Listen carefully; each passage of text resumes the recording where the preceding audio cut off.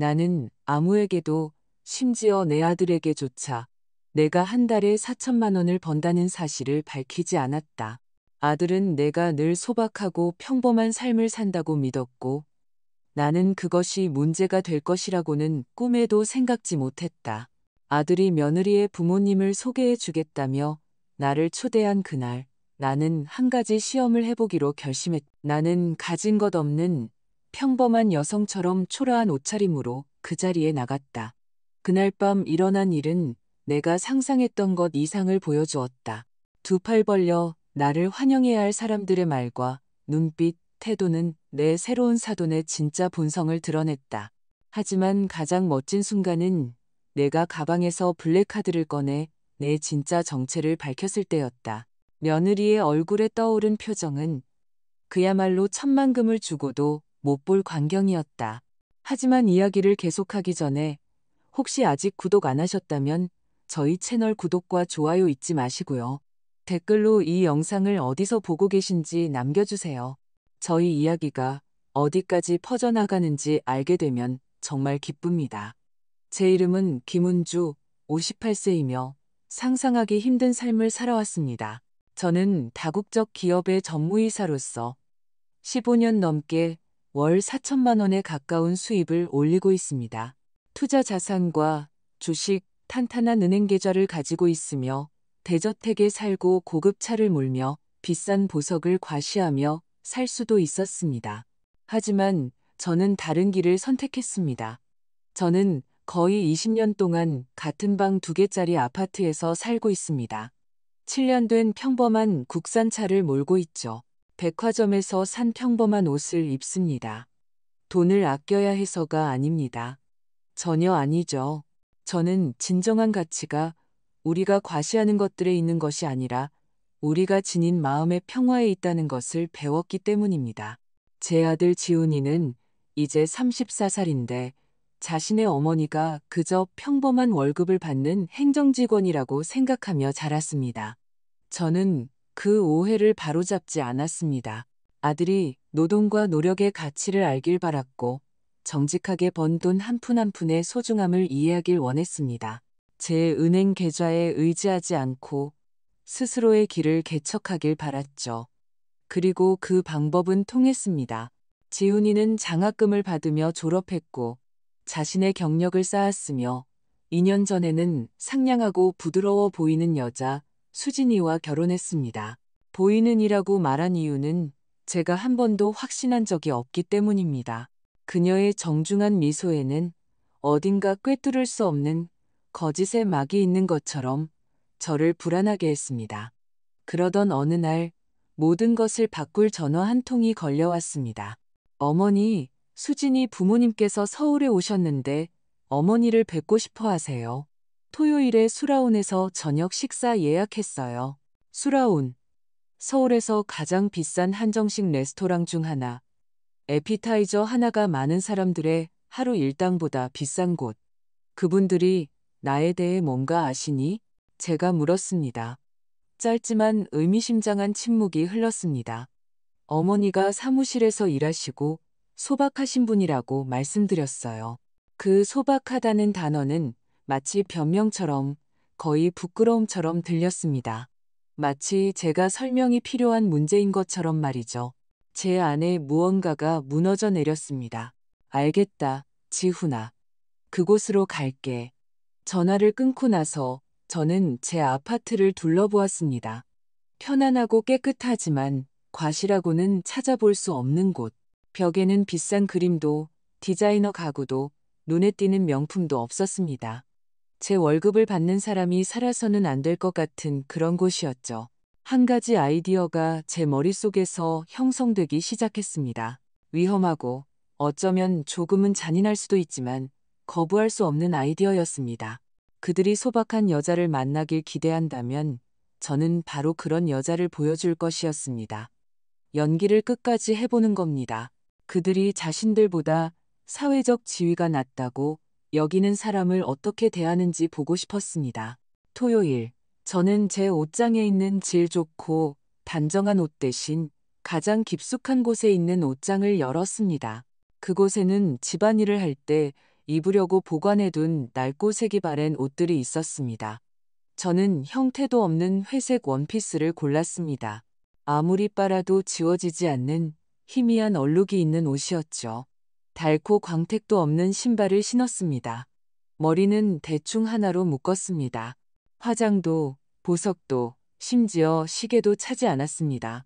거울을 보니 제가 아닌 다른 여자가 저를 보고 있었습니다. 삶에 패배한 사람, 눈에 띄지 않고 잊히기 쉬운 사람처럼 보였습니다. 정확히 제가 원하던 모습이었습니다. 저는 가장 낡고 색이 바랜 캔버스 가방을 들고 그 안에 연기를 유지하기 위한 기본 신용카드 한 장을 넣었습니다. 하지만 비밀칸에는 제 블랙카드를 숨겨두었습니다. 거의 무제한의 한도를 가진 법인카드였죠. 만일의 사태에 대비한 작은 안전장치였습니다. 택시는 저녁 8시 정각에 저를 수라운 앞에 내려주었습니다. 하얀 장갑을 낀 도어맨이 문을 열어주며 미소를 지었지만 제 옷차림을 보고는 그 미소가 살짝 흔들렸습니다. 벌써 시작된 것이죠. 크리스털 샹들리에로 밝혀진 로비로 들어섰습니다. 우아한 사람들이 조용히 대화를 나누고 있었고 샴페인 잔이 황금빛 조명 아래 반짝였습니다. 그리고 저편에 서 있는 지훈이를 보았습니다. 그의 옆에는 크림색 드레스를 입고 목과 손목에 반짝이는 보석을 한 수진이가 눈부시게 서 있었고 테이블에는 그녀의 부모님으로 보이는 분들이 앉아 있었습니다. 저는 천천히 그들을 향해 걸어가며 다른 손님들이 저를 쳐다보는 것을 관찰했습니다. 어떤 이는 호기심으로, 어떤 이는 잘 감추지 못한 경멸의 눈빛으로 말이죠. 저는 사람을 읽는 데 익숙했습니다. 기업 세계에서 필수적인 능력이었죠. 제가 다가가자 지훈이의 얼굴이 변하는 것을 보았습니다. 그의 눈이 커졌고 혼란과 당혹감이 뒤섞여 있었습니다. 수진이는 저를 보고 미소가 굳었습니다. 어머니, 오셨네요. 지훈이가 긴장된 목소리로 말하며 저를 뻣뻣하게 안았습니다. 물론 와야지, 아들. 이런 자리를 어떻게 놓치겠니? 수진이가 다가와 제 뺨에 빠르게 입을 맞췄습니다. 와주셔서 기뻐요, 어머님. 그녀는 저를 부모님께 소개했습니다. 아빠, 엄마. 이쪽은 지훈 씨 어머니 김은주 여사님이야. 최진석 회장과 윤서연 여사. 지훈이 말로는 아버지는 부동산 사업가라고 했고 어머니는 대부분의 노동자 월급보다 비싼 입장료를 받는 자선 갈라를 주최하는 종류의 자선단체에 관련된 사교계 명사였습니다. 최 회장은 제게 손을 내밀었지만 힘없이 짧게 잡을 뿐이었습니다.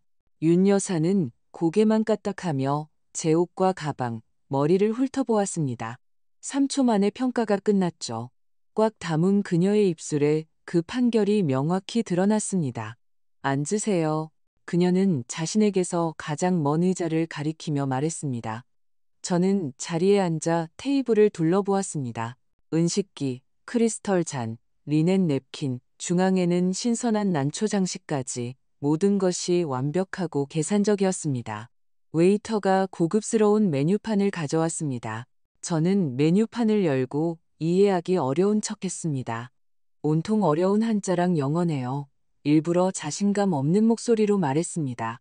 윤 여사는 최 회장과 재빨리 시선을 교환했습니다. 제가 주문해 드릴까요? 그래 주시면 정말 고맙죠. 저는 시선을 내리며 대답했습니다. 윤 여사는 웨이터를 불러 저를 위해 주문했습니다. 전체는 간단한 샐러드로 주시고 메인 요리는 닭가슴살로 주세요. 그녀는 목소리를 낮췄지만 충분히 들릴 만큼 말했습니다. 메뉴에서 가장 저렴한 거예요.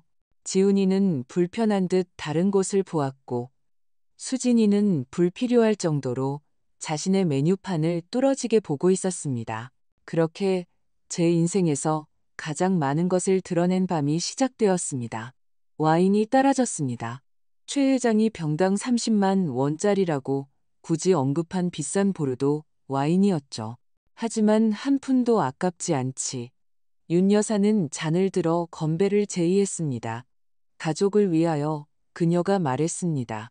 그리고 새로운 우정을 위하여 우정이라는 단어 앞에 있던 미묘한 망설임은 의도적인 것이었습니다. 저는 이미 가족의 일원으로 여겨지지 않는 것이 분명했습니다. 저는 침입자이자 감내해야 할 이질적인 존재였습니다. 초반의 대화는 예상대로였습니다. 제 삶과 직장, 아파트에 대한 피상적인 질문들이었죠. 저는 하루하루 열심히 살아가는 평범한 서민의 역할을 연기하며 반쯤은 진실로 대답했습니다. 그래서 행정보조로 일하신다고요? 윤 여사가 섬세하게 안심 스테이크를 자르며 물었습니다. 네, 같은 회사에서 오래 일했어요. 제가 대답했습니다. 흥미롭네요. 그녀는 전혀 관심 없다는 듯 말했습니다. 일은 마음에 드세요? 그냥 직업이죠.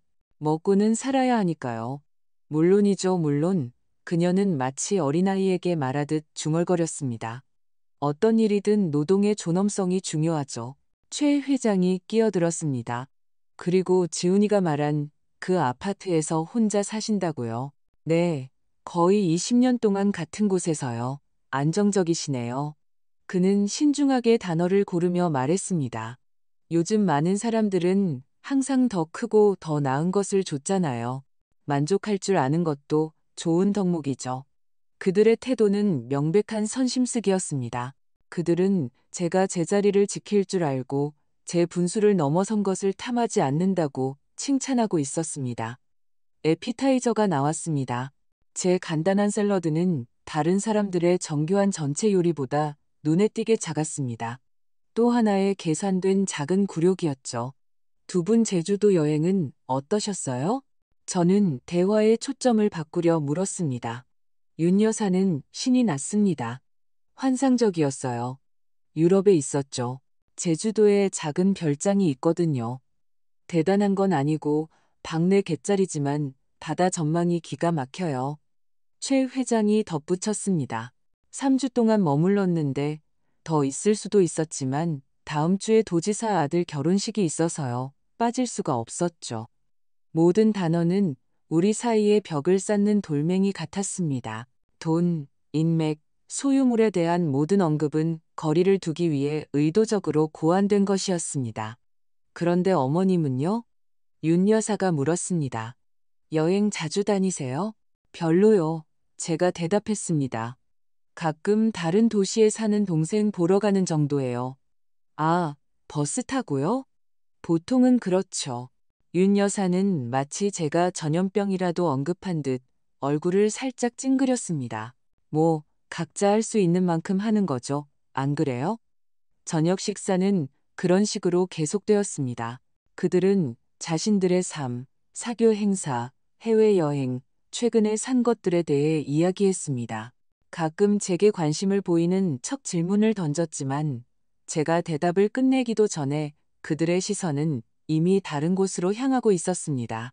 지훈이는 대부분 침묵을 지켰고 가끔 화제를 바꾸려 애썼습니다. 수진이는 부모님의 예를 따라 저에게 말할 때 똑같이 선심 쓰는 듯한 말투를 사용했습니다. 메인 요리와 디저트 사이에 최 회장은 대화를 더 깊이 파고들기로 했습니다. 지훈이에게 혼자 키우셨다고 들었습니다. 그가 말했습니다. 힘드셨겠어요. 어려움이 있었죠. 저는 간단히 대답했습니다. 어머님 같은 분들을 존경해요. 윤 여사가 말했습니다. 가진 것으로 최선을 다하는 분들이요. 모두가 같은 기회를 갖고 태어나는 건 아니니까요. 그녀의 거짓 공감은 거의 우스꽝스러웠습니다. 저는 그 계산적인 눈 뒤에 있는 생각들을 거의 볼 수 있었습니다. 정규 교육도, 자원도, 인맥도 없는 여자. 그리고 지금 지훈이를 보면 기분이 어떠세요? 그녀가 계속했습니다. 우리 수진이랑 결혼해서 그렇게 좋은 아파트에 살고 유망한 경력을 쌓고 있는 걸 보면요. 그 함의는 분명했습니다. 제 아들이 인생에서 성공하고 제 처지를 벗어났다는 것을 아는 기분이 어떠냐는 것이었죠. 마치 제가 동시에 감사하고 위축되어야 한다는 듯이 말입니다. 아들이 자랑스럽습니다. 저는 진심으로 대답했습니다. 열심히 일했으니까요. 네, 네. 열심히 일했죠. 최 회장이 반복했습니다. 하지만 올바른 인맥을 갖고 올바른 집단에 속하는 것도 중요합니다. 다행히 수진이가 영향력 있는 사람들을 좀 소개해 줄 수 있었죠. 지훈이는 의자에서 불편하게 몸을 움직였습니다. 수진이는 미소를 지으며 그의 손 위에 자기 손을 얹었습니다. 아빠가 지훈 씨가 태산그룹과 계약하는 걸 도와주셨어요. 그녀가 자랑스럽게 말했습니다. 그냥 소개만 해준 거지. 최 회장이 거짓 겸손을 떨며 대답했습니다. 나머지는 본인 실력이고 저는 그 사실을 몰랐습니다. 제 아들은 제가 알던 것보다 새 가족에게서 더 많은 도움을 받고 있었던 모양입니다. 웨이터가 디저트를 가져왔습니다. 다른 사람들은 정교한 초콜릿과 이국적인 과일 디저트를 받았습니다. 제 앞에는 간단한 바닐라 푸딩이 놓였습니다. 어머님을 위해 가벼운 걸로 골랐어요. 윤 여사가 설명했습니다. 이렇게 진한 디저트에 익숙하지 않은 분들이 많다는 걸 알거든요. 그 순간 저는 그녀가 적극적으로 저를 모욕하려 한다는 것을 깨달았습니다. 단순한 선심쓰기가 아니라 의도적인 잔인함이었습니다. 참 사려 깊으시네요. 저는 목소리를 중립적으로 유지하며 대답했습니다. 디저트를 먹는 동안 윤 여사는 미래에 대해 이야기하기 시작했습니다. 지훈이랑 수진이가 곧 아이를 가질 생각을 하고 있어요. 그녀가 발표했습니다. 저희가 할아버지, 할머니가 될 생각에 정말 신이 나요. 정말 좋은 소식이네요. 저는 아들을 보며 대답했습니다. 아들은 그 선언에 놀란 듯 보였습니다. 그건 윤 여사가 내린 결정이지 젊은 부부가 내린 결정은 아닌 듯 했습니다. 물론 저희가 필요한 모든 것을 갖추도록 할 겁니다. 그녀가 계속했습니다. 벌써부터 강남의 명문 사립초등학교 대기자 명단에 이름을 올리는 걸 고려하고 있어요. 최고의 교육을 보장하기 위해 일찍 서두르는 건 나쁜 게 아니죠. 강남의 명문 사립초등학교, 서울에서 가장 비싸고 배타적인 학교, 6살짜리 아이들이 정식 만찬 예절을 배우는 곳. 그런데 어머님은요? 그녀가 눈에는 웃음기가 없는 미소를 지으며 물었습니다. 앞으로 계획이 어떻게 되세요? 계속 일해야죠. 아마도. 제가 대답했습니다. 아직 은퇴할 수는 없으니까요. 윤 여사의 미소가 마치 먹잇감을 궁지에 몰아넣은 포식자처럼 넓어졌습니다. 그 점에 대해서 말인데요.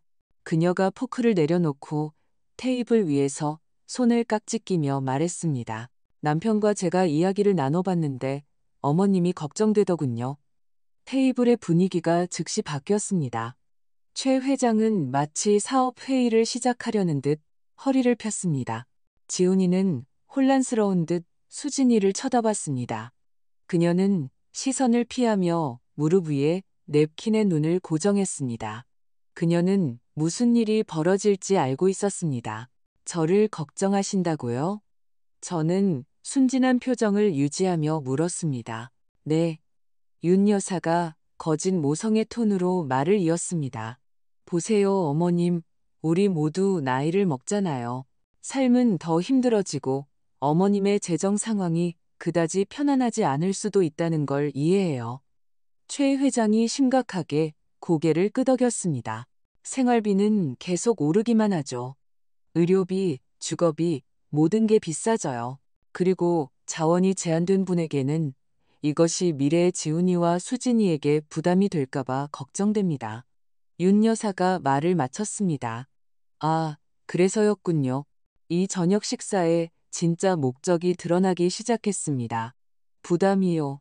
제가 조용히 반복했습니다. 지훈이는 착한 아들이에요. 윤 여사가 마치 어린아이에게 말하듯 설명했습니다. 아들은 어머님에 대해 책임감을 느끼죠. 그건 훌륭한 일이지만 남편과 저는 그것이 지훈이와 수진이가 함께 만들어가는 삶의 방해가 되기를 원치 않아요.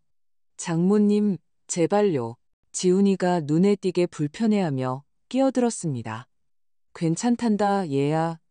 윤 여사가 그의 손을 토닥이며 말했습니다. 내 어머니도 우리가 모두 당신의 안녕을 생각하고 있다는 걸 이해하실 거야. 저는 침묵을 지키며 그들이 자신들의 의도를 완전히 드러내도록 내버려 두었습니다. 저희가 제안하고 싶은 것은 최 회장이 대화의 주도권을 잡으며 계속했습니다. 모두에게 이익이 되는 합의입니다. 어떤 종류의 합의 말씀이시죠? 제가 물었습니다. 소에게 재정 지원이죠. 그가 마치 큰 호의를 베푸는 것처럼 말했습니다. 저희가 어머님께 매달 약간의 용돈을 드릴 수 있습니다. 어머님 수입에 보탬이 되고 지훈이에게 손 벌리지 않고도 필요한 것을 가질 수 있도록 보장해 드릴 수 있죠. 윤 여사가 활짝 웃었습니다. 저희는 월 50만 원 정도를 생각하고 있었어요. 저희에겐 큰 돈이 아니지만 어머님께는 상당한 차이를 만들 거라고 생각해요. 저는 웃음을 참기 위해 거의 안간힘을 써야 했습니다. 50만 원. 제가 생각 없이 한 번의 비즈니스 저녁 식사에 쓰는 돈이었습니다. 그리고 그 대가로요? 제가 물었습니다. 항상 대가가 있기 마련이니까요. 윤 여사의 미소가 살짝 흔들렸습니다. 정확히는 교환이 아니라 상호 이해에 가깝죠. 어떤 종류의 이해 말씀이신데요? 최 회장이 헛기침을 했습니다. 단지 저희는 어머님께서 젊은 부부의 사생활을 존중해 주시길 바랄 뿐입니다. 그들이 자신들만의 전통과 사교계로 자신들의 삶을 만들어가고 있다는 것을 이해해 주시길 바라는 거죠. 메시지는 수정처럼 명확했습니다. 그들은 제게 돈을 주고 사라지게 하고 싶었습니다. 제 부적절한 존재로 아들과 며느리의 우아한 삶에 창피를 주지 않도록 말이죠. 다시 말해 제가 천천히 번역했습니다. 제가 거리를 두길 원하시는군요. 윤 여사는 감히 모욕당한 척했습니다. 아니에요, 아니에요. 그런 게 아니에요.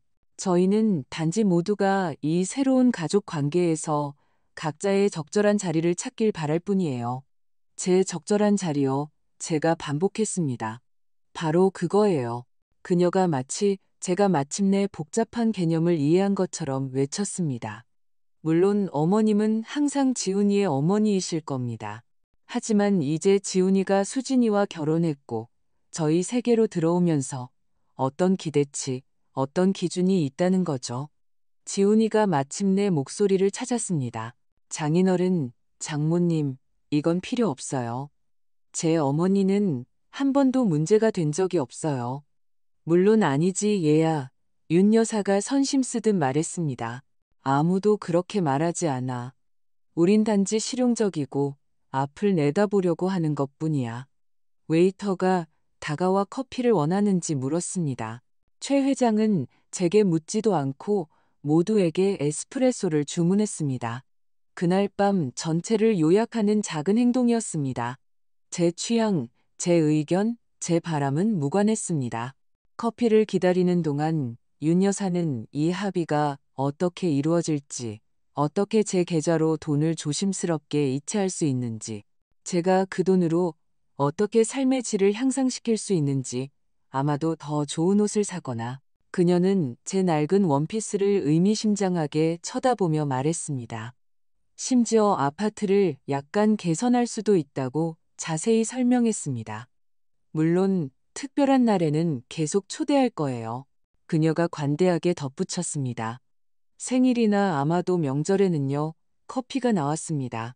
저는 쓴 에스프레소를 한 모금 마시고 잔을 접시에 부드러운 소리를 내며 내려놓았습니다. 결정을 내릴 시간이었습니다. 저는 이 연극을 계속할 수도 있었습니다.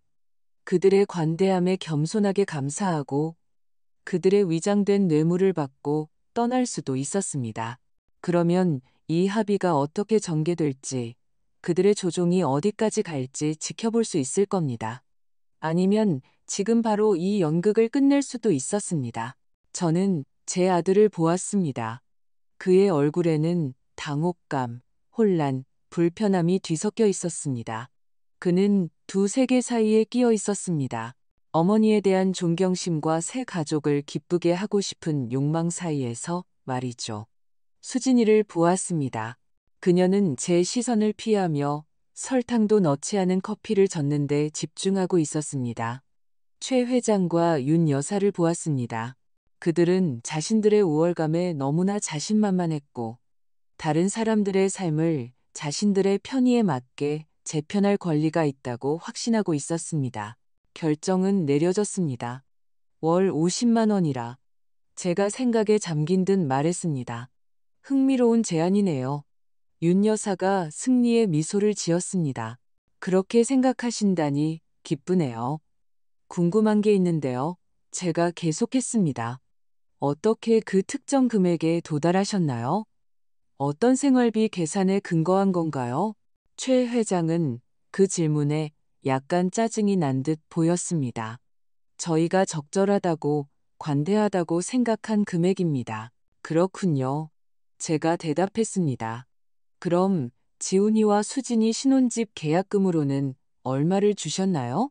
제가 알기론 그 아파트 단지 시세가 10억 원 정도 하던데요. 맞죠? 윤 여사는 화제가 바뀐 것에 놀라 눈을 깜빡였습니다. 5억 원을 줬어요. 결혼 선물로요. 5억 원이요. 제가 반복했습니다. 그리고 그리스로 간 신혼여행은요? 산토리니 고급 패키지가 2천만 원 정도 한다고 어디서 읽었는데요. 사실 3천만 원이었어요. 윤 여사가 자랑스러움을 감추지 못하고 정정했습니다. 최고의 것을 누리게 해주고 싶었거든요. 그럼 총에서 젊은 부부에게 5억 3천만 원 정도를 투자하신 셈이네요. 최 회장이 미간을 찌푸렸습니다. 우린 그걸 투자라고 생각하지 않아요. 우리 자식들이니까요. 물론이죠. 물론. 제가 동의했습니다. 단지 흥미로운 단어 선택일 뿐이에요. 당신들은 자식들에게는 투자를 하고 불편한 어머니는 월 50만 원에 처리하려고 하시는군요. 테이블 위로 무거운 침묵이 내려앉았습니다. 윤 여사의 미소는 완전히 사라졌습니다. 최 회장은 턱을 굳게 다물고 와인잔을 쥔 손의 마디가 하얗게 변했습니다. 수진이는 울기 직전인 것 같았습니다. 그리고 지훈이, 제 아들은 완전히 충격에 빠진 듯 보였습니다. 은주 씨, 윤 여사가 마침내 입을 열었습니다. 그녀의 목소리는 이제 차가워져 있었습니다. 우리 의도를 오해하고 계신 것 같군요. 우린 단지 도우려고 하는 것뿐이에요. 도움이라 제가 천천히 반복했습니다. 누가 사용하느냐에 따라 그 단어가 얼마나 다른 의미를 가질 수 있는지 참 흥미롭네요. 저는 냅킨을 테이블 위에 놓고 의자의 등을 기댔습니다. 제 자세가 미묘하게 바뀌었습니다. 더 이상 밤새 연기했던 소심하고 순종적인 여자가 아니었습니다. 이제 어깨는 펴지고 턱은 살짝 들렸으며 눈은 그들의 눈을 똑바로 응시하고 있었습니다. 제가 이야기를 하나 해드리죠. 제 목소리는 조용했지만 단호했습니다. 당신들이 안다고 생각하지만 실제로는 전혀 모르는 한 여자에 대한 이야기입니다. 윤 여사와 최 회장은 혼란스러운 시선을 교환했습니다. 지훈이는 저를 유심히 지켜보고 있었습니다. 그 여자는 30년 전 한 다국적 기업의 계약직 사원으로 시작했습니다. 최저임금을 받았고 월세방에 살았죠. 공과금을 내고 남은 얼마 안 되는 돈으로 먹을 수 있는 것을 먹었습니다.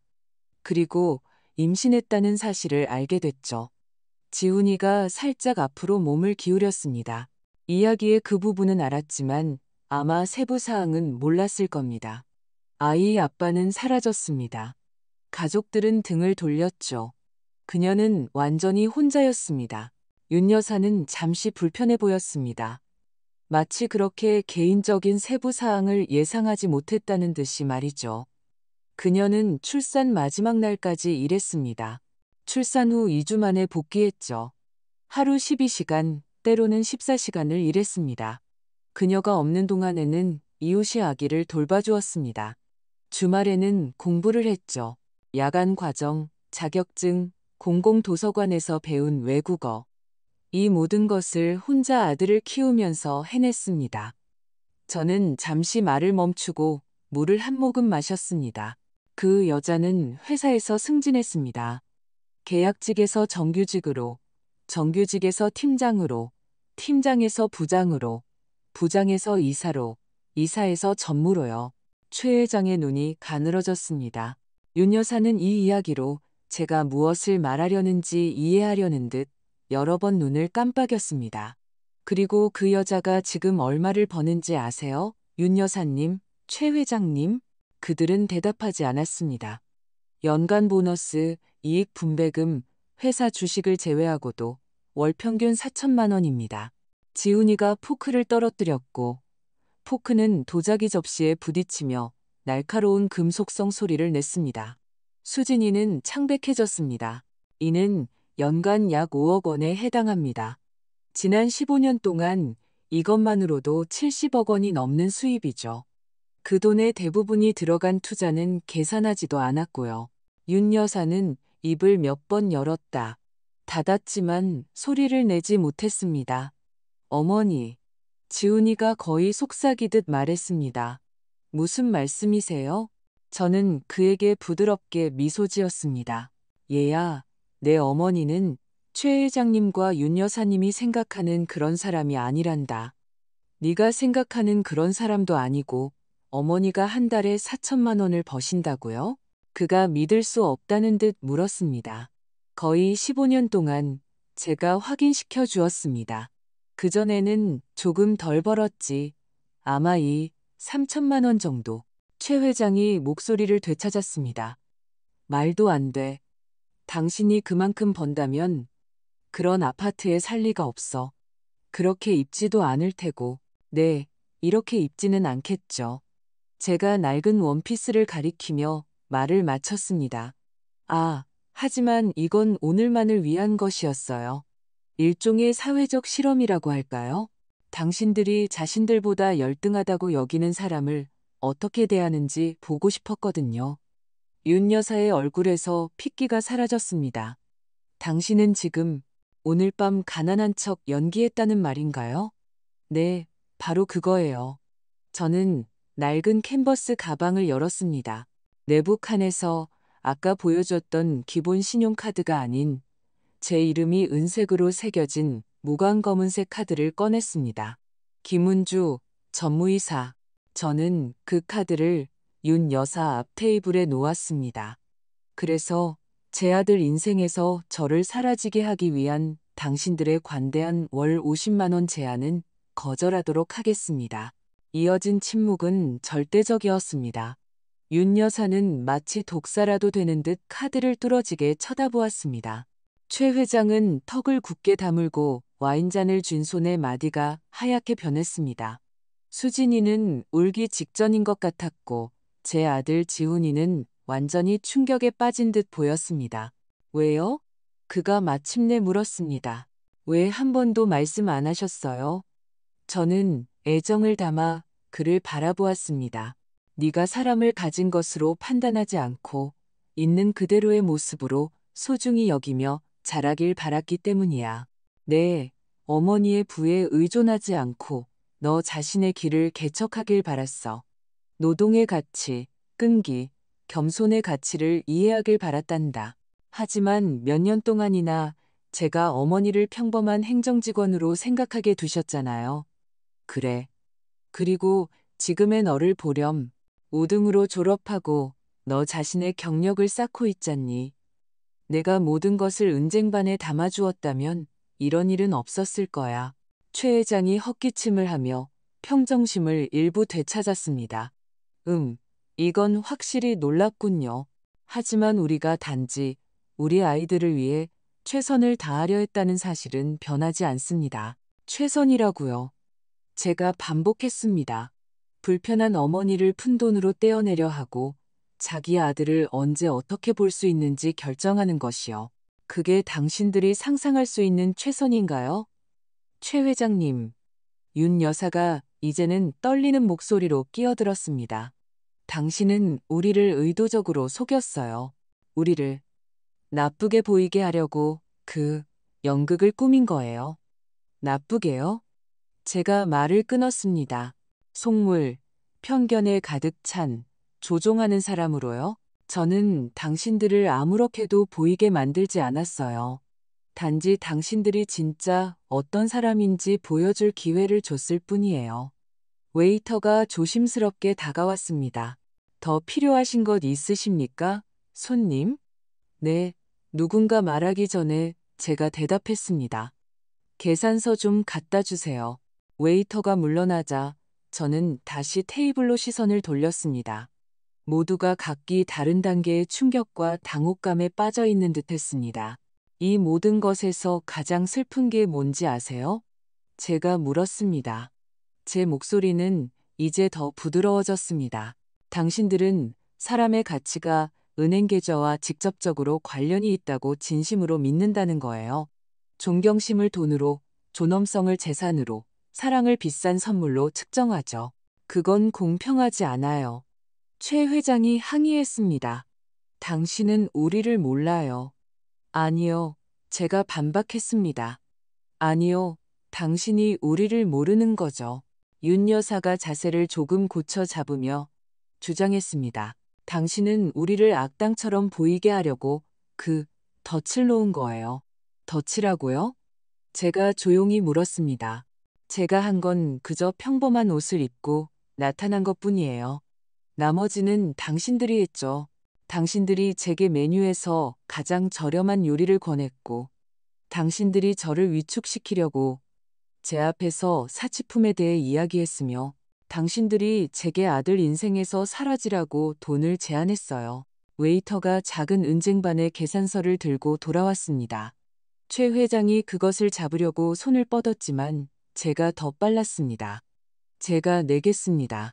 제가 계산서를 집으며 말했습니다. 총액은 거의 100만 원에 달했습니다.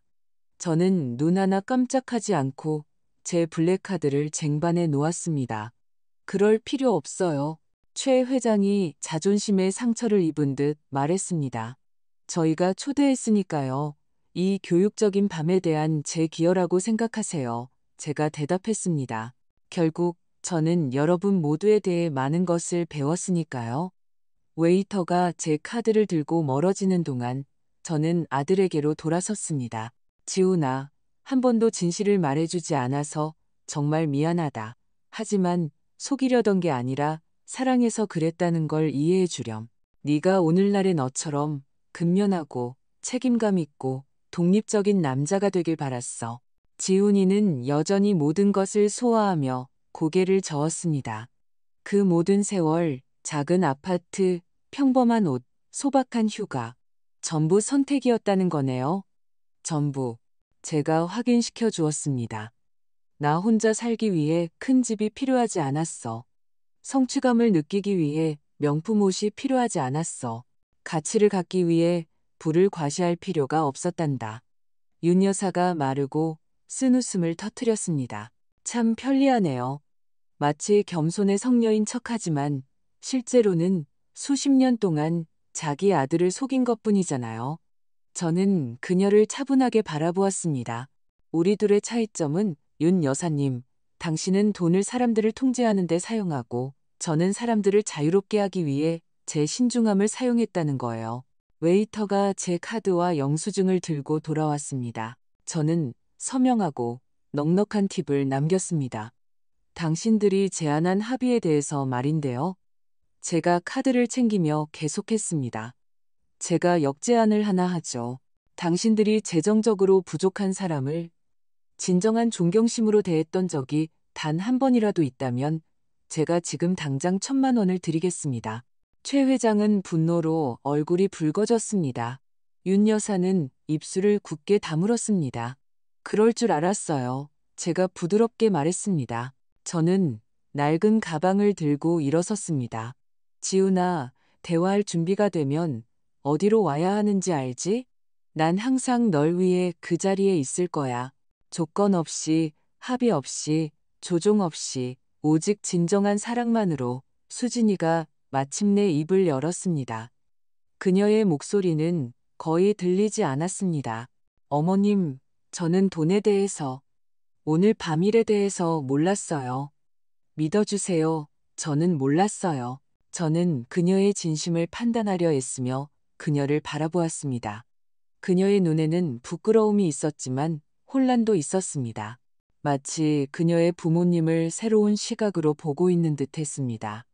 그게 사실이길 바란다, 수진아. 제가 대답했습니다. 그리고 오늘 밤이 너에게도 교육적이었기를 바란다. 저는 떠나기 위해 몸을 돌렸습니다. 그러다 멈춰서서 마지막으로 한 번 더 돌아보았습니다. 아, 그리고 최 회장님, 윤 여사님, 한 가지는 맞으셨어요. 돈은 중요하죠. 하지만 당신들이 생각하는 방식으로는 아니에요. 돈의 진정한 가치는 그것이 제공하는 자유에 있습니다. 자신의 가치관에 따라 살 자유, 다른 사람에게 통제받지 않을 자유, 인정을 바라지 않고 도울 수 있는 자유 말이에요. 그 모든 부를 가지고도 당신들이 여전히 너무나 가난하다는 게 안타까울 뿐이네요. 그 말을 남기고 저는 우아한 레스토랑을 가로질러 고개를 든 채 걸어나갔습니다. 저를 따르는 시선들을 느꼈습니다. 더 이상 제 평범한 옷에 대한 경멸의 시선이 아니라 방금 100만 원짜리 계산서를 지불하고 여왕의 위엄을 지닌 채 나가는 여자에 대한 호기심의 시선이었습니다. 보도에 도착했을 때 저는 밤 공기를 깊이 들이마셨습니다. 몇 년 만에 처음으로 저는 완전히 노출되었고 완전히 자유로워진 기분이었습니다. 1시간 후 택시는 저를 제 아파트 건물 앞에 내려주었습니다. 택시비를 내고 소박하지만 잘 관리된 로비로 들어섰습니다. 야간 경비원인 박 기사님이 늘 그렇듯 저를 맞이했습니다. 안녕히 주무세요, 김 여사님. 괜찮으세요? 네, 괜찮아요, 박 기사님. 많은 것을 깨닫게 된 밤이었어요. 그는 제 말 뒤에 숨은 진짜 의미를 이해하지 못한 채 미소를 지으며 잡지로 돌아갔습니다. 낡은 엘리베이터를 타고 4층으로 올라가 제 아파트로 들어갔습니다. 문을 닫자마자 그날 밤의 무게가 어깨를 짓누르는 것을 느꼈습니다. 다른 신발을 벗고 캔버스 가방을 바닥에 내려놓고 침실로 걸어갔습니다. 옷장을 열고 평소에 입던 평범한 옷들을 옆으로 밀자 깊숙한 곳에 숨겨진 공간이 드러났습니다. 그곳에는 제 임원용 정장들, 흠잡을 데 없이 재단된 수트, 실크드레스, 맞춤 제작된 이탈리아 구두들이 있었습니다. 직장 동료들 외에는 아무도 모르는 김은주의 모습이었죠. 저녁 식사에 입었던 낡은 원피스를 벗어 빨래 바구니에 던져 넣었습니다. 오랫동안 뜨거운 물로 목욕하며 쌓인 긴장을 씻어냈습니다. 그 후 제가 스스로에게 허락하는 작은 사치인 부드러운 면 파자마를 입고 캐모마일 차 한 잔을 끓였습니다. 소박한 거실에 앉아 주위를 둘러보았습니다. 편안하지만 고급스럽지는 않은 가구들, 중간 크기의 텔레비전, 최신 모델은 아니었습니다. 벽에는 비싼 예술작품 대신 액자에 담긴 몇 장의 사진들이 걸려 있었습니다. 대부분 지훈이가 자라는 모습이었고 제 드문 여행 사진 몇 장도 있었습니다. 이곳 어디에도 한 달에 4천만 원을 버는 여자를 암시하는 것은 없었습니다. 그리고 이것이 바로 큰 아이러니였습니다. 저는 이 소박함을 진심으로 좋아했습니다. 완전히 연기만은 아니었습니다. 아무것도 없이 자라고 한 푼 한 푼을 위해 싸워왔기 때문에 저는 사치보다 평화를, 과시보다 평온을 소중히 여기는 법을 배웠습니다. 제 생각의 흐름을 끊으며 전화벨이 울렸습니다. 지훈이었습니다. 받기 전에 심호흡을 했습니다. 여보세요, 아들, 어머니. 그의 목소리는 이상하게 들렸습니다. 혼란, 고통, 그리고 감탄이 뒤섞인 목소리였습니다. 어디서부터 시작해야 할지 모르겠어요. 이해한다. 제가 부드럽게 대답했습니다. 우리 모두에게 힘든 밤이었지. 왜요, 어머니? 왜 한 번도 말씀 안 하셨어요? 100만 불짜리 질문, 말 그대로였습니다. 처음에는 말할 게 별로 없었단다. 제가 설명했습니다. 네가 어렸을 때는 아직 내 경력을 쌓고 있었어. 정말로 돈을 잘 벌기 시작한 건 네가 16, 17살쯤이었지? 그리고 그때는 이미 우리만의 생활 방식이 있었고 모든 걸 바꾸는 게 불필요해 보였어.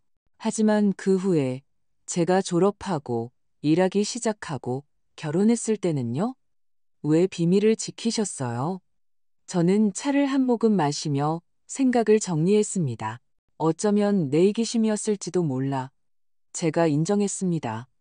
하지만 네가 알게 되면 우리 관계가 변할까봐 두려웠어. 네가 나를 다르게 볼까봐. 그리고 네가 내 어머니의 재산에 의존하지 않고 너 자신의 길을 가고 있는지 확인하고 싶었단다. 상대방에게서 긴 침묵이 흘렀습니다. 그리고 오늘 밤 일어난 일 전부 계획하신 거예요? 정확히는 아니야. 제가 대답했습니다.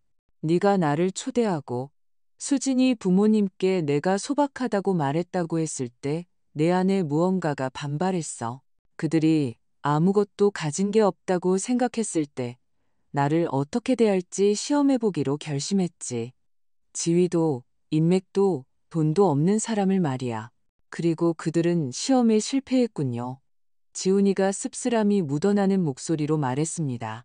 그래, 제가 간단히 동의했습니다. 실패했지. 더 많은 침묵. 수진이가 엄청 충격받았어요. 그가 마침내 말했습니다. 자기 부모님 행동과 자기 자신에 대해 너무 창피해하고 있어요. 너는 어떠니? 제가 부드럽게 물었습니다. 지훈이가 깊은 한숨을 쉬었습니다. 솔직히 모르겠어요. 충격받고 혼란스럽고 화나고 감명받고 모든 감정이 동시에 들어요. 마치 평생 제 어머니라고 생각했던 여자가 이야기의 절반에 불과했던 것 같아요. 나는 같은 사람이야, 지훈아. 단지 네가 상상했던 것과 다른 은행 계좌를 가졌을 뿐이야. 하지만 그 이상이잖아요. 그렇죠? 이건 완전히 비밀스러운 삶이에요. 다국적 기업의 전무이사, 임원회의, 출장, 수천 명의 사람들에게 영향을 미치는 결정들. 제가 전혀 몰랐던 어머니의 모습이에요. 그의 말이 맞았습니다. 수년간 저는 제 두 세계를 조심스럽게 분리해 왔습니다. 임원 김은주는 사무실에 머물렀고 소박한 어머니 김은주는 집으로 돌아왔습니다. 내 말이 맞다. 제가 인정했습니다. 분리가 있었어. 아마 필요 이상으로 컸을지도 몰라. 이제 어떻게 되는 거예요? 그가 갑자기 지친 목소리로 물었습니다. 그건 너에게 달렸어, 아들. 너와 수진이에게. 사돈댁은요. 레스토랑에서 분노하며 나가셨어요. 지훈이가 말을 끊었습니다. 최 회장님은 제가 그들을 의도적으로 모욕했다고 했고 윤 여사님은 차 안에서 제가 덫을 놓았다고 울었대요. 저는 아이러니에 거의 미소를 지을 뻔했습니다. 자신들이 다른 사람들을 대하는 방식 그대로 대우받았다고 모욕감을 느끼다니 참 흥미롭네요. 우리에게 지원을 재평가하겠다고 하셨어요. 지훈이가 계속했습니다. 그게 무슨 의미인지는 모르겠지만요. 재정적 협박이지. 제가 번역했습니다. 그들이 가장 좋아하는 통제수단. 아마도요. 지훈이가 동의했습니다. 하지만 솔직히 어머니, 오늘 밤 이후로 제가 예전처럼 그분들과 그렇게 얽히고 싶은지 잘 모르겠어요. 그의 말투에서 무언가 경계심이 느껴졌습니다. 지훈아, 지금 당장 극단적인 결정을 내리지는 마라. 감정이 격해진 상태에서는 최 회장님과 윤 여사님은 수진이의 부모님이야. 그들이 무슨 짓을 하고 무슨 말을 했든 어떤 식으로든 항상 내 삶의 일부가 될 거야. 네, 제가 단호하게 대답했습니다. 가족은 복잡해. 사람들도 복잡하고 완전히 좋거나 나쁜 사람은 없어. 어쩌면 오늘 밤이 솔직한 대화, 건강한 경계를 설정하는 출발점이 될 수도 있어. 상대방에게서 소리가 들렸습니다. 수진이가 낮은 목소리로 무언가 말하고 있었습니다. 어머니, 지훈이가 말했습니다. 수진이가 어머니랑 통화하고 싶어 해요. 괜찮으세요? 물론이지. 전화가 넘어가는 동안 잠시 침묵이 흘렀습니다. 어머님, 수진이의 목소리는 몇 시간 동안 운 것처럼 쉬어 있었습니다. 안녕하세요, 수진아. 저 어디서부터 시작해야 할지 모르겠어요. 너무 부끄럽고 너무 창피해요. 그럴 필요 없다. 제가 부드럽게 대답했습니다. 내 부모님의 행동에 네가 책임질 필요는 없어. 하지만 제가 그냥 내버려뒀어요. 그녀가 주장했습니다. 어머님을 어떻게 대하는지 봤으면서도 아무 말도 안 했어요. 저도 어떤 면에서는 동참했고요. 그녀의 말이 맞았지만 상처에 소금을 뿌릴 필요는 없었습니다. 너는 그런 환경에서 자랐어, 수진아. 우리가 자라면서 배운 가치관에 의문을 제기하는 건 어려운 일이야. 그녀가 작게 흐느꼈습니다. 변명이 안 돼요. 제가 더 잘했어야 했어요. 그래? 제가 부드럽게 동의했습니다. 하지만 중요한 건 오늘 밤 네가 뭘 했느냐가 아니라 앞으로 네가 뭘 할 것이냐야. 더 나아지고 싶어요. 그녀의 목소리가 이제 더 단단해졌습니다. 은행 계좌가 아니라 인격으로 다른 사람을 판단하는 그런 사람이 되고 싶어요. 어머님 같은 사람이요. 저는 모든 것에도 불구하고 그녀의 말에 감동받아 눈을 감았습니다. 그럼 지금부터 시작하렴. 제가 제안했습니다. 큰 선언이나 약속이 아니라 매일의 작은 행동들로 웨이터, 경비원, 택시 기사를 대하는 방식, 너보다 가진 게 적은 사람들에 대해 이야기하는 방식, 사람들의 가치에 대해 네가 하는 가정들 말이야. 그렇게 할게요. 그녀가 약속했습니다. 그리고 어머님, 정말로 죄송해요. 말로 표현할 수 있는 것 이상으로요. 알고 있단다, 수진아. 그리고 그게 이미 시작이야. 그 후 2주 동안 저는 이상한 림보 상태에서 살았습니다. 진실은 밝혀졌지만 그 여파는 마치 물에 돌을 던진 후 퍼져나가는 파문처럼 천천히 전개되고 있었습니다. 지훈이는 매일 전화를 걸어 제 경력, 재정 생활, 수년간 내렸던 결정들에 대해 물었습니다. 마치 어머니의 이미지를 재구성하며 이제서야 존재한다고 인식하게 된 공백을 채우려는 듯 했습니다. 왜 계속 이 아파트에 사셨어요? 그가 한 통화에서 물었습니다. 도심의 펜트하우스를 쉽게 살 수도 있었잖아요? 그럴 수 있었지. 제가 동의했습니다. 하지만 이곳은 항상 충분했어. 편안하고 안전하고 내가 걷기 좋아하는 공원과 가깝고 단지 할 수 있다는 이유만으로 왜 바꿔야겠니? 하지만 저렴한 휴가, 값싼 식당, 백화점 옷은요. 저는 그가 전화로 저를 볼 수 없다는 것을 알면서도 미소 지었습니다. 여행은 내가 가고 싶은 곳으로 갔고, 식당은 내가 좋아하는 음식을 팔았고, 옷은 나를 적절하게 입혀줬어. 중요한 건 지훈아, 어느 순간부터 더 많이 쓴다고 해서 반드시 더 잘 사는 것은 아니라는 걸 깨달았다는 거야. 상대방에게서 잠시 멈춤이 있었습니다. 그런 식으로 생각해 본 적 없는 것 같아요. 그가 인정했습니다. 항상 돈이 더 많으면 당연히 모든 것에 쓸 거라고 생각했어요. 우리가 그렇게 믿도록 조건화되어 있지. 제가 대답했습니다.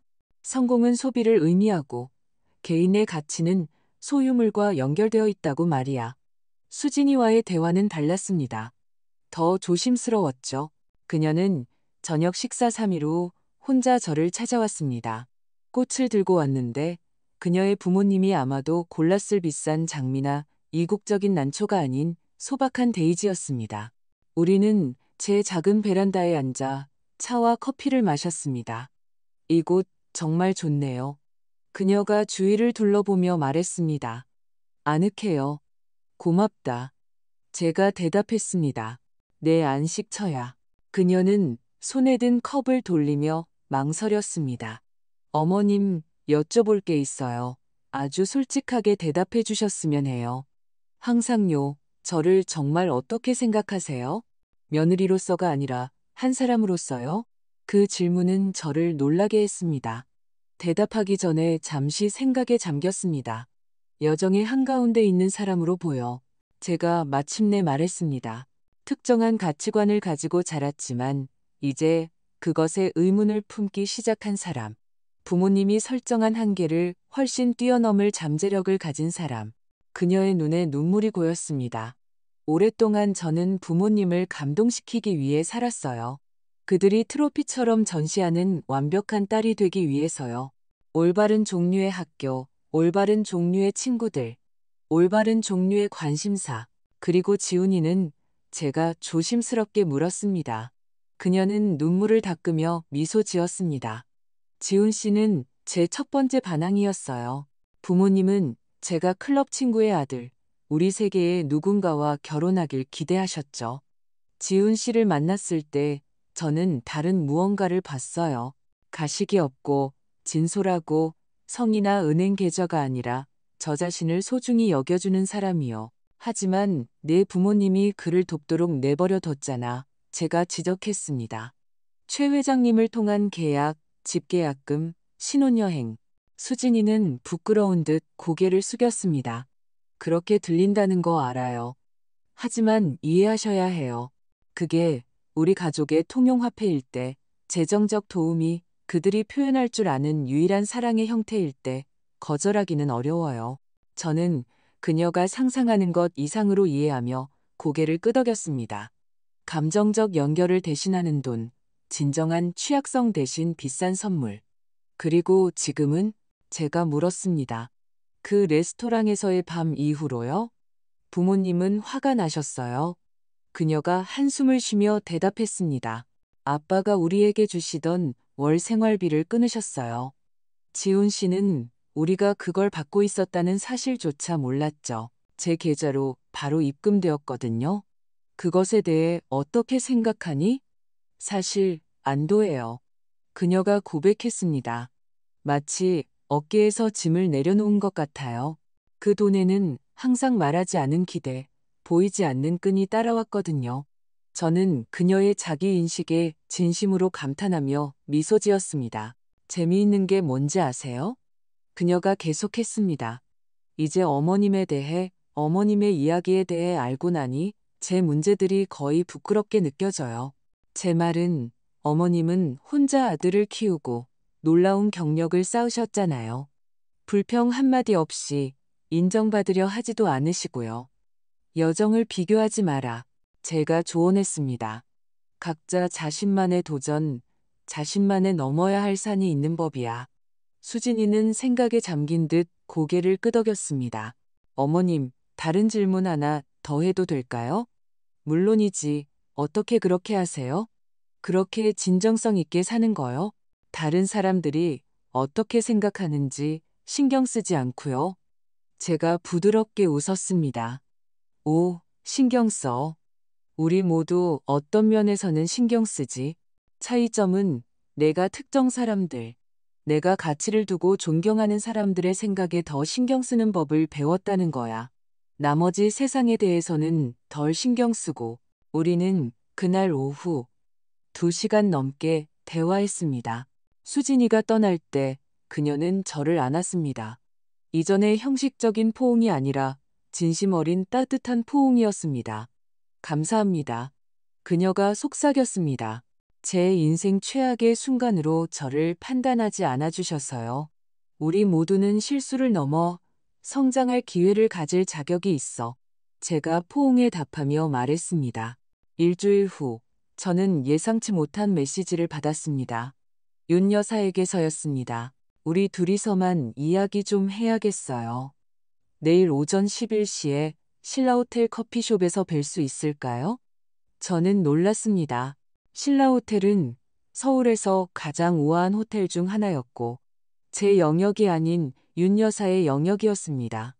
잠시 거절할까 고민했지만 호기심이 더 강했습니다. 거기서 뵙겠습니다. 제가 답장했습니다. 다음 날, 저는 신중하게 옷을 입었습니다. 제 위압적인 임원복도 평소의 평범한 옷도 아니었습니다. 중간 지점을 선택했습니다. 잘 재단된 바지, 심플한 실크 블라우스, 질 좋은 가죽 신발. 과시하지 않으면서도 우아하게. 신라호텔 커피숍은 제가 상상했던 그대로였습니다. 크리스털 샹들리에 부드러운 클래식 음악. 정장을 입은 웨이터들. 윤 여사는 이미 구석 테이블에 앉아 있었습니다. 제가 다가가자 그녀는 고개를 들었고 아주 잠깐 동안 저는 그녀의 얼굴에서 결코 예상치 못했던 것을 보았습니다. 불확실성. 은주 씨. 그녀가 제 앞에 의자를 가리키며 인사했습니다. 와주셔서 고마워요, 윤 여사님. 제가 앉으며 대답했습니다. 초대해 주셔서 놀랐습니다.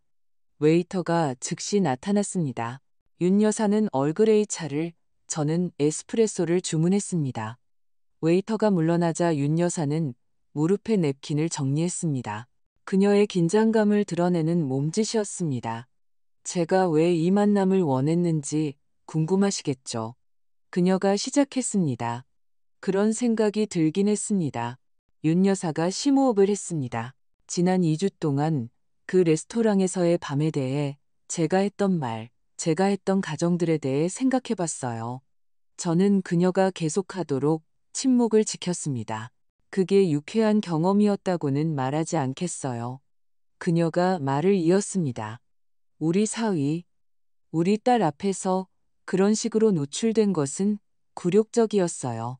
저녁 내내 열등한 존재로 취급받는 것보다 더 굴욕적이진 않았겠죠. 제가 조용히 지적했습니다. 윤 여사는 부끄러워하는 기색을 보였습니다. 네, 그 점에 대해 이야기하고 싶었어요. 우리 주문이 나왔습니다. 윤 여사는 차를 조금 마신 후에 말을 이었습니다. 은주 씨는 저를 안다고 생각하시죠?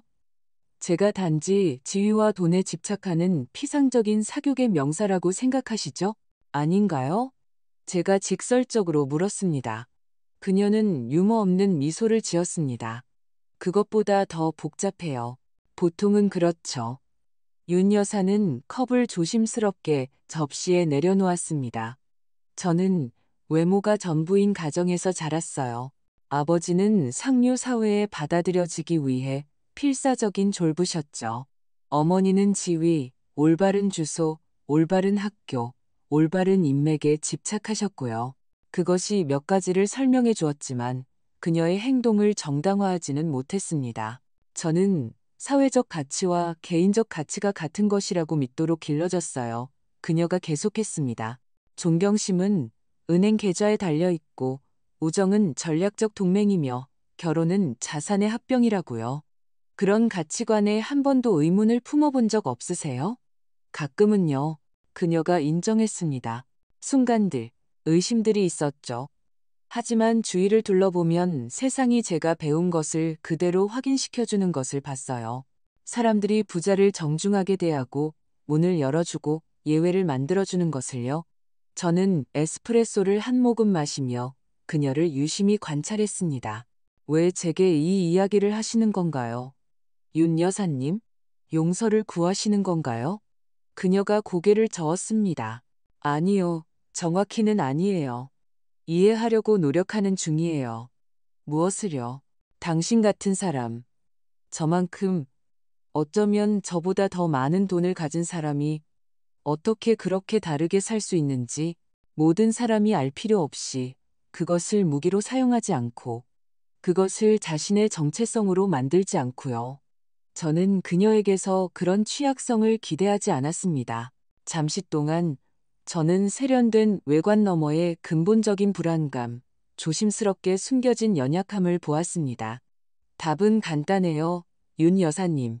제가 마침내 대답했습니다. 저는 일찍이 돈은 가치의 척도가 아니라 도구라는 것을 배웠어요. 편안함, 안전, 어떤 자유는 살 수 있지만 진정한 존경심, 진정한 연결, 내면의 평화는 살 수 없죠. 윤 여사는 오랫동안 저를 관찰했습니다. 마치 새롭고 한 번도 고려해 본 적 없는 무언가를 보는 것처럼 말이죠. 있잖아요. 그녀가 마침내 말했습니다. 그날 밤 당신이 진짜 누구인지 알았을 때 초기의 분노와 수치심이 지나고 나서 이상한 감정을 느꼈어요. 처음에는 뭔지 바로 알 수 없었죠. 그게 뭐였는데요? 질투였어요. 그녀가 인정했습니다. 그 단어는 발음하기 어려워 보였습니다. 당신의 돈이나 지위가 아니라요. 물론 당신의 자유, 다른 사람의 판단에 전혀 개의치 않는 것처럼 보이는 그 방식에 대한 질투였어요. 저는 거의 웃을 뻔했습니다. 제가 지훈이에게 제 재정 상황을 숨기는 것이 옳은 일인지 걱정하며 얼마나 많은 밤을 지새웠는지 그녀가 안다면 얼마나 많이 제 선택과 동기에 의문을 품었는지. 자유는 연습을 통해 얻어지는 거예요. 제가 대답했습니다. 그리고 보통은 그 대안, 즉 다른 사람들을 감동시키기 위해 사는 것이 훨씬 더 감옥 같다는 것을 깨달은 후에야 오죠. 윤 여사는 생각에 잠겨 찻숟가락을 만지작거렸습니다. 남편과 저는 그날 밤 이후로 여러 번 다퉜어요. 꽤 격렬하게요. 그는 우리가 지훈이와 수진이가 정신을 차릴 때까지 관계를 끊어야 한다고 생각해요. 그리고 당신은요? 저는 제 딸을 잃고 싶지 않아요. 그녀가 부드럽게 말했습니다.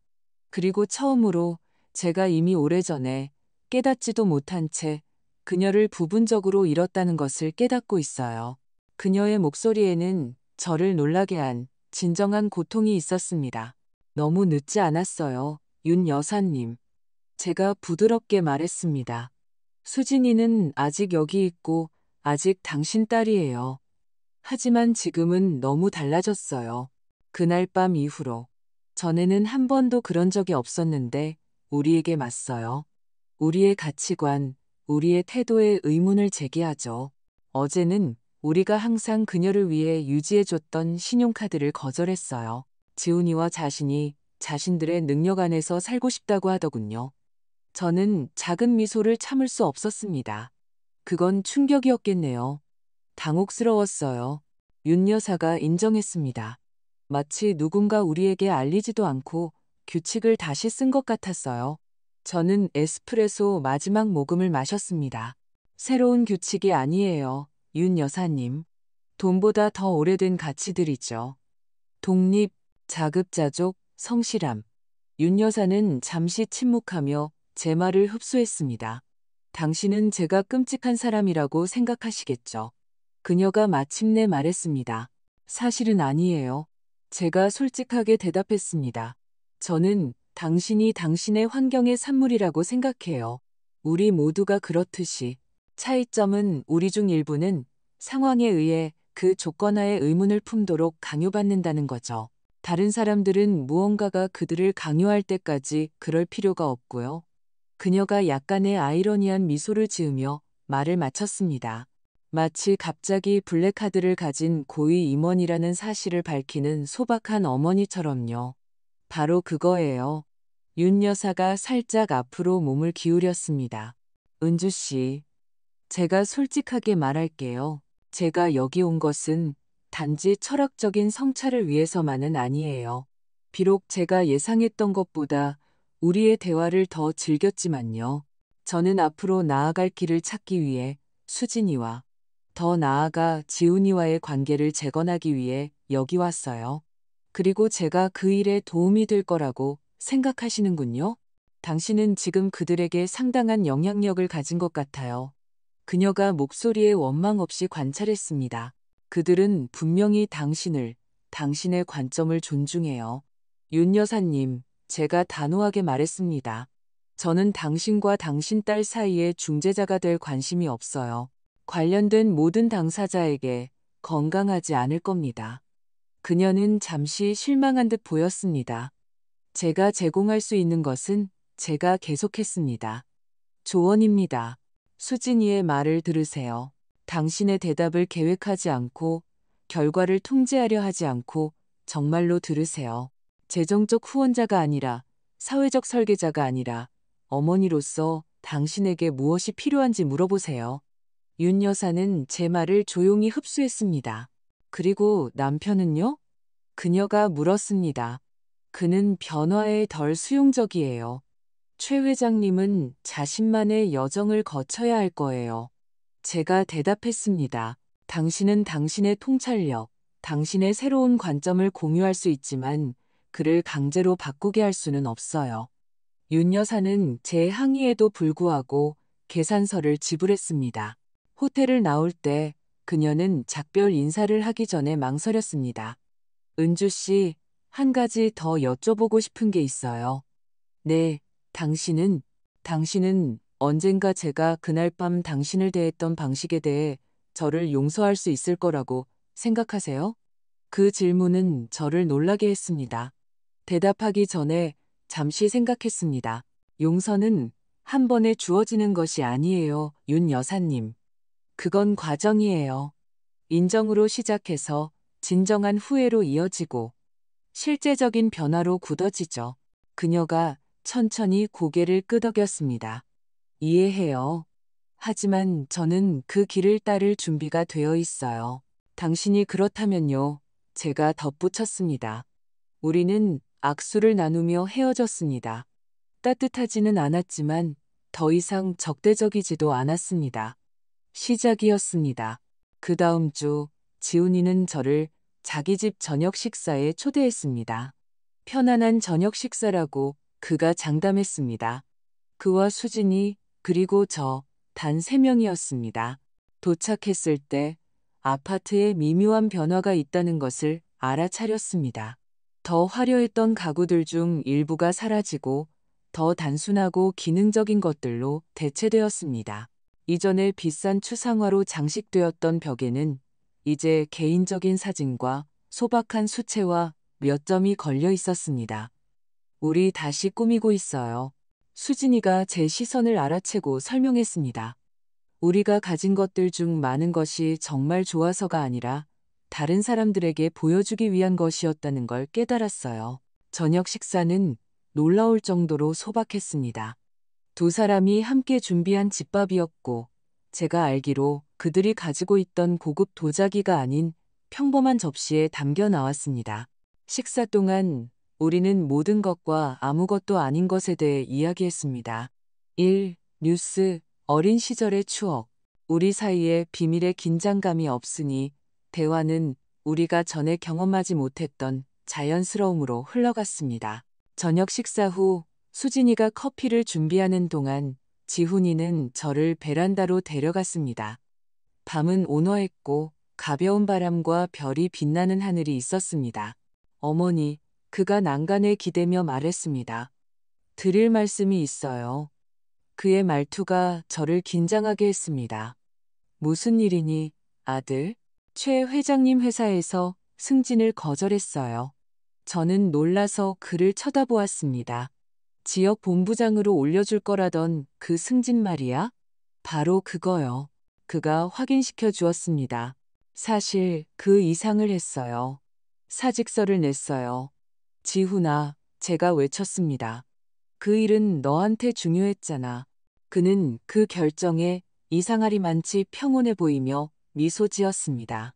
제가 제 실력으로 얻은 것이라고 믿었을 때는 중요했죠. 하지만 그날 밤 이후 모든 것이 밝혀진 후에 저는 최 회장님의 영향력 없이는 그 자리에 결코 오를 수 없었을 거라는 걸 깨달았어요. 그래도 모든 걸 포기하다니. 모든 걸 포기한 건 아니에요. 그가 명확히 했습니다. 사실 이미 새 직장을 구했어요. 더 작은 곳이고 초봉도 낮지만 아무도 제 장인이 누구인지 모르는 회사예요. 거기서는 오직 제 실력만으로 승진하거나 못하거나 할 거예요. 저는 새로운 감탄의 눈으로 아들을 바라보았습니다. 그 결정에 필요한 용기는 작지 않았습니다. 수진이는 어떻게 반응했니? 제가 물었습니다. 저를 가장 먼저 지지해준 사람이 수진이었어요. 그가 목소리에 자부심을 담아 대답했습니다. 우리가 우리 스스로 무언가를 만들어가고 있다는 것을 알면서 더 작은 아파트에서 덜 사치스럽게 사는 게 낫다고 했어요. 제 마음이 벅차올랐습니다. 아마도 수진이는 제가 상상했던 것보다 그 폭로의 밤에서 더 많은 것을 흡수했을지도 모릅니다. 그리고 사돈댁은 지훈이가 얼굴을 찡그렸습니다. 최 회장님은 물론 분노하셨죠. 제가 배은망덕하고 다른 사람들이라면 죽고 못 살 기회를 걷어차고 있다고 생각하세요.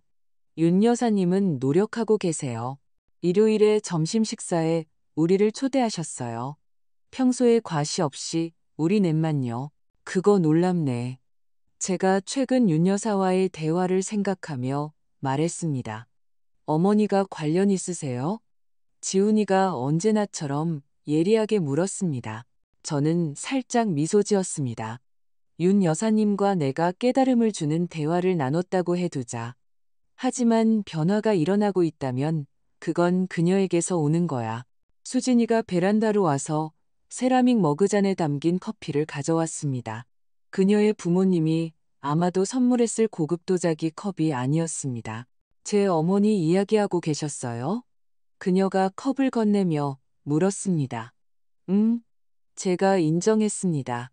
지훈이가 일요일 점심에 대해 말해줬어. 수진이가 지훈이 옆에 앉으며 고개를 끄덕였습니다. 거의 매일 전화하세요. 이상해요. 아무것도 설득하려 하지 않고 뭘 하라거나 어떻게 입으라거나 어디 가라고 말하지 않고 처음으로 제 말을 정말로 들으려고 노력하시는 것 같아요. 사람은 변할 수 있어. 제가 말했습니다. 충분한 동기가 있다면 말이야. 그리고 때로는 지훈이가 제 손을 잡으며 덧붙였습니다. 기초를 흔들어 그 변화를 가능하게 할 작은 지진이 필요하죠. 우리는 잠시 침묵하며 밤과 커피, 그리고 우리 사이에 새로운 정직함을 음미했습니다. 어머니, 지훈이가 마침내 말했습니다. 한 가지 더 여쭤보고 싶은 게 있어요. 왜 그러셨어요? 그 모든 연극, 수진이 부모님과 저녁 식사하러 가셨을 때 가난한 척 하신 거요. 저는 잠시 생각에 잠겨 제 생각을 정리했습니다. 여러 가지가 복합적으로 작용한 것 같아. 제가 솔직하게 대답했습니다. 일부는 충동적이었어. 네가 전화로 사용했던 그 소박하다는 단어에 대한 반응이었지. 마치 내가 설명되고 정당화되어야 할 무언가인 것처럼. 지훈이가 부끄러운 듯 눈을 내렸습니다. 그 점에 대해서는 정말 죄송해요. 괜찮아. 제가 그를 안심시켰습니다. 하지만 다른 일부는 보호 본능이었어. 아마도 내 삶의 일부가 된 그 사람들이 진짜 어떤 사람들인지 보고 싶었을지도 몰라. 그들이 자신들보다 열등하다고 여기는 사람을 어떻게 대할지 말이야. 그리고 그들은 시험에 실패했죠. 수진이가 쓴웃음 없이 단지 사실을 확인하며 말했습니다. 실패했지. 제가 동의했습니다. 하지만 때로는 우리의 실패가 우리의 가장 큰 스승이 되기도 해. 수진이가 살짝 미소 지었습니다. 우리 모두 그날 밤 무언가를 배운 것 같아요. 그날 밤 집으로 돌아왔을 때 저는 오랫동안 경험하지 못했던 평화를 느꼈습니다. 수십 년간의 비밀의 무게가 거쳤고 그 과정은 고통스러웠지만 결과는 그럴 만한 가치가 있는 것 같았습니다. 그 다음 월요일, 예상치 못한 일이 일어났습니다. 사무실에 도착하자 비서가 최진석 회장이 접수처에서 저를 만나겠다고 고집하고 있다고 알렸습니다. 놀라서 저는 그를 들여보내라고 지시했습니다. 최 회장은 언제나처럼 흠잡을 데 없이 옷을 입고 제 사무실에 나타났지만 평소에 거만함은 없었습니다. 그에게는 다른 무언가가 있었습니다. 그가 전에 한 번도 보여준 적 없는 망설임, 취약성이었죠. 김 전무님. 그가 공식적으로 인사했습니다. 예고 없이 찾아왔는데 만나주셔서 감사합니다. 최 회장님. 제가 제 책상 앞 의자를 가리키며 대답했습니다. 무슨 일로 오셨습니까? 그는 자리에 앉으며 제 넓고 도시가 내려다 보이는 신중하지만 부인할 수 없는 우아함으로 장식된 임원실에 잠시 감명받은 듯 보였습니다. 인상적이군요. 그가 주위를 둘러보며 말했습니다. 제가 예상했던 것과는 다르네요. 무엇을 예상하셨는데요? 모르겠습니다. 그가 인정했습니다. 더 화려한 무언가를요. 아마도 당신이 진짜 누구인지 알게 된 후에 여기가 당신의 진짜 지위를 보여주는 곳일 거라고 상상했나 봅니다. 제가 살짝 미소 지었습니다. 여기는 제 업무 공간입니다. 최 회장님. 기능적이고 전문적이며 편안하도록 설계되었죠. 지위를 과시하기 위한 곳이 아닙니다. 그는 마치 새로운 아이디어를 흡수하는 것처럼 천천히 고개를 끄덕였습니다. 제 장식을 논의하러 여기까지 오신 건 아니겠죠? 제가 지적했습니다. 아닙니다. 그가 자세를 바로잡으며 동의했습니다. 두 가지 이유로 왔습니다. 첫째, 그 저녁 식사에서 제 행동에 대해 사과하기 위해서입니다. 용서받을 수 없는 일이었습니다. 그 인정은 저를 놀라게 했습니다. 최 회장은 사과에 익숙한 사람처럼 보이지 않았습니다. 그리고 두 번째 이유는 그가 분명히 불편해하며 망설였습니다. 당신의 도움이, 아니, 당신의 조언이 필요합니다. 제 조언이요? 제가 진심으로 놀라며 반복했습니다. 지훈이가 회사를 그만뒀습니다. 그가 목소리에 쓴맛을 담아 말했습니다. 아마 이미 알고 계시겠죠. 네, 그가 말해줬습니다. 아마 모르시는 것은 그가 유일한 사람이 아니라는 겁니다. 같은 주에 다른 3명의 부장도 사직했습니다. 모두 회사 리더십과의 철학적 차이를 이유로 들었죠. 흥미롭네요. 최 회장의 경영 스타일은 그의 가족뿐만 아니라 더 많은 피해를 주고 있었던 모양입니다. 그리고 제가 어떻게 도울 수 있을까요? 제가 물었습니다.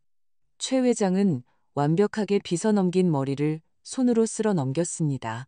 그에게서 나온 놀랍도록 인간적인 제스처였습니다.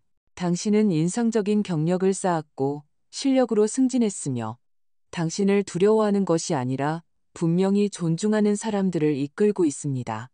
저는 어떻게 하는지 이해하고 싶습니다. 아, 그래서였군요. 명령을 내리고 의심 없이 복종받는 데 익숙했던 부동산 거물 최진석이 그의 리더십 스타일의 결과를 마주하고 있었습니다.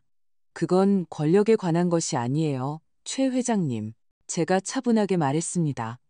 영향력에 관한 것이죠. 그리고 진정한 영향력은 두려움이나 위협이 아니라 상호 존중에서 나옵니다.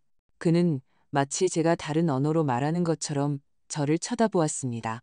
하지만 위협 없이, 조종 없이 돈을 강압의 도구로 사용하지 않고 어떻게 통제를 유지합니까? 제가 그를 위해 말을 마쳤습니다. 당신의 직원들을 착취할 자원뿐만 아니라 완전한 인격체로 보는 것부터 시작하세요. 그 폭로의 밤 이후 몇 달 동안 저는 결코 예상하지 못했던 변화들을 목격했습니다. 놀랍게도 최 회장은 제 사무실의 반정기적인 방문객이 되었습니다. 처음에는 긴장되고 형식적이었던 우리의 대화는 점차 리더십, 비즈니스 윤리, 그리고 결국에는 개인적 가치에 대한 진솔한 대화로 발전했습니다. 제가 당신을 만났던 상황에서 알게 된 누군가에게 조언을 구하게 될 줄은 꿈에도 몰랐습니다. 그가 한 대화 중에 인정했습니다. 인생은 흥미로운 유머 감각을 가지고 있죠. 제가 살짝 미소 지으며 대답했습니다. 윤 여사도 바뀌었지만 더 미묘한 방식이었습니다. 수진이와 다시 연결되려는 그녀의 초기 시도는 서툴렀고 때때로 통제와 판단의 오래된 습관으로 되돌아가기도 했지만 그녀의 노력에는 부인할 수 없는 진심이 있었습니다. 저녁 식사 사건. 우리 모두가 그 사건을 그렇게 부르기로 한 지 약 4개월 후 일요일. 저는 최 회장 댁 점심 식사에 초대받았습니다. 무엇을 기대해야 할지 몰라 약간의 망설임 끝에 수락했습니다. 놀랍게도 점심 식사는 공식적인 식당이 아니라 햇살 가득한 뒤뜰 베란다에서 열렸습니다. 테이블은 우아하게 차려졌지만 제가 그 집의 기준이라고 상상했던 과시는 없었습니다. 윤 여사는 직접 음식을 날랐습니다. 그녀가 수진이의 도움을 받아 준비했다고 약간의 수줍은 자부심을 담아 인정한 집밥이었습니다. 오래된 가족 전통을 다시 발견하고 있어요. 윤 여사가 음식에 대해 제가 언급했을 때 설명했습니다.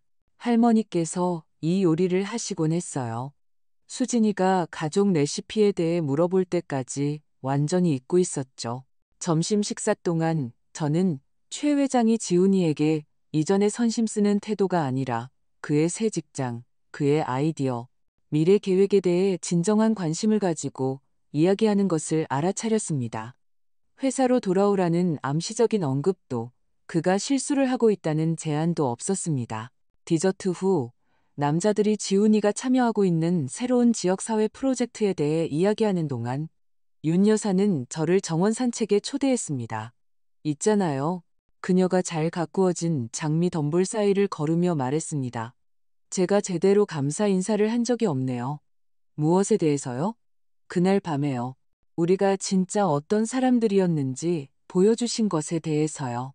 그게 정확히 제 의도는 아니었어요. 제가 인정했습니다. 저는 제 자신을 보호하고 제 아들이 누구와 얽히게 되는지 이해하는 데 더 관심이 있었죠. 그래도요, 그녀가 주장했습니다. 그건 필요한 각성이었어요. 고통스럽고 부끄럽고 하지만 필요했죠. 저는 그녀를 유심히 관찰했습니다. 완벽하게 손질된 머리, 신중하지만 비싼 보석, 우아한 드레스.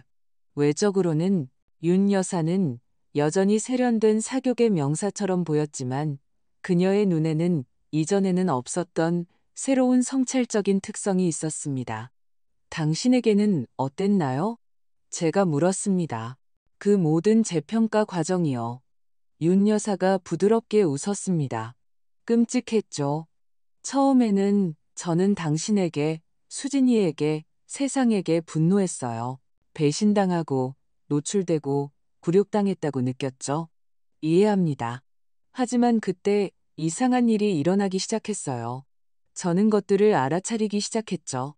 제가 제 아래 사람들을 대하는 방식, 웨이터, 가사도우미, 운전기사들.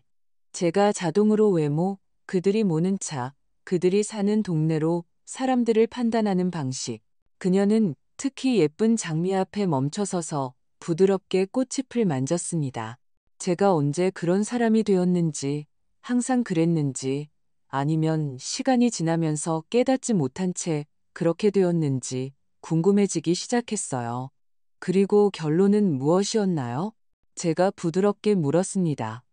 두 가지 모두 사실이라는 거요. 그녀가 대답했습니다. 저는 외모를 무엇보다 중시하는 환경에서 자랐지만 저 또한 결정을 내렸어요. 그 가치들을 강화하고 실체보다 지위를, 연결보다 감동을 우선시하는 수천 개의 작은 일상적인 결정들을요. 그녀의 정직함에 저는 감명받았습니다. 바꾸기 어려워요. 그녀가 인정했습니다. 오래된 습관, 오래된 생각들이 자동으로 튀어나와요. 남편은 저보다 더 힘들어하지만 우리 자신과 수진이를 위해 노력하고 있어요. 집으로 돌아가는 길에 윤 여사는 멈춰서서 진정한 호기심으로 저를 쳐다보았습니다. 은주 씨, 아주 개인적인 질문 하나 해도 될까요? 해보세요. 제가 살짝 미소 지으며 대답했습니다. 당신은 한 번도 당신의 성공을 과시하고 싶지 않았나요? 당신이 어디서 왔는지, 얼마나 힘들게 싸웠는지 생각하면 세상에 당신이 이룬 것을 보여주고 싶지 않았나요? 그것은 공정한 질문이었고, 저 자신도 수년간 여러 번 고민했던 질문이었습니다. 물론 그랬죠. 제가 솔직하게 대답했습니다. 특히 처음에는 제가 원했던 모든 것이 도시에서 가장 비싼 집, 가장 호화로운 차, 가장 좋은 옷을 사서 모든 사람에게, 그리고 아마도 제 자신에게 제가 해냈다는 것을 증명하는 것이었던 순간들이 있었어요. 무엇이 당신을 막았나요? 저는 진정한 답, 쉬운 답뿐만이 아닌 답을 찾으며 잠시 생각에 잠겼습니다. 여러 가지가 복합적으로 작용한 것 같아요. 일부는 재정적 실용주의였죠. 가난하게 자라면서 저축, 투자, 미래 계획의 가치를 배웠어요. 일부는 돈이 있기 전에 제가 누구였는지에 대한 기억, 그 사람이 은행 계좌와 상관없이 여전히 가치 있고 여전히 소중하다는 인식이었죠. 윤 여사가 천천히 고개를 끄덕였습니다. 그리고 지훈이는요?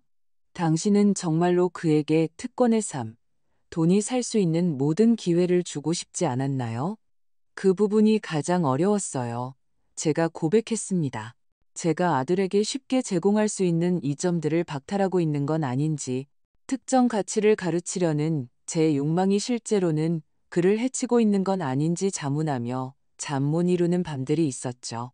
무엇이 당신을 반대로 확신시켰나요? 그가 어떤 남자가 되었는지를 보면서요. 제가 간단히 대답했습니다. 근면하고 친절하고 현실적인 사람. 지위가 아니라 인격으로 사람을 소중히 여기는 사람. 윤 여사는 지훈이와 수진이가 활기차게 대화하는 베란다를 바라보며 미소 지었습니다. 당신은 그를 훌륭하게 키웠네요. 그녀의 목소리에 부러움이 섞여 있었습니다. 당신도 훌륭한 딸이 있어요. 제가 진심으로 대답했습니다. 실수를 인정하고 성장하고 자신의 조건화를 넘어설 수 있는 사람. 우리가 베란다에서 다른 사람들과 합류했을 때 저는 이상한 충만감을 느꼈습니다. 우리는 완벽한 가족이 아니었습니다. 전혀 아니었죠. 아직 아물고 있는 상처, 버려지고 있는 패턴, 망설임 속에서 만들어지고 있는 새로운 길들이 있었습니다. 하지만 이전에는 없었던 진정성, 지위, 가식, 사회적 기대에 가면 없이 보여지려는 의지가 있었습니다. 1년 후 저는 결코 상상하지 못했던 소식을 받았습니다. 지훈이와 수진이가 아기를 기다리고 있었습니다. 제가 할머니가 되는 것이었습니다. 그들이 제 아파트에서 가진 조촐한 저녁 식사에서 그 소식을 전했을 때 저는 어떤 직업적 성공이나 재정적 성취를 초월하는 기쁨을 느꼈습니다. 결정하기에는 이르다는 거 알아요. 수진이가 지훈이의 손을 잡으며 말했습니다. 하지만 만약 딸이라면 어머님 이름을 따서 은주라고 짓고 싶어요. 제 눈에 눈물이 고였습니다. 영광일 거야. 그리고 할머니가 손녀 인생의 중요한 일부가 되어주셨으면 해요. 지훈이가 덧붙였습니다. 이번에는 비밀 없이요. 저는 눈물을 흘리며 미소 지었습니다. 비밀 없이. 그날 밤 그들이 떠난 후 저는 작은 베란다에 서서 도시의 불빛을 바라보았습니다.